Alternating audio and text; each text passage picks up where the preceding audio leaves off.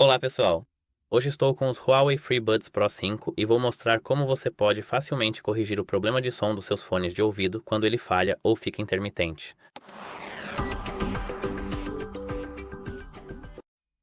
Claro, estou falando dos HUAWEI FreeBuds Pro 5. Então, a primeira coisa que você precisa fazer é carregá-los até 100%. A queda de conexão pode ser a bateria pode ser a causa da queda de conexão.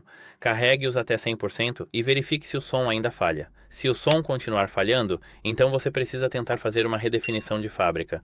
Segure este botão aqui por 15 segundos, até ver que esta luz fica vermelha. Depois disso, tudo deve funcionar normalmente. Se não funcionar corretamente, você precisa trocar o player, porque o problema pode estar no player. Troque, por exemplo, do Spotify para o Tidal para ver se você percebe alguma diferença. E é isso. Até logo.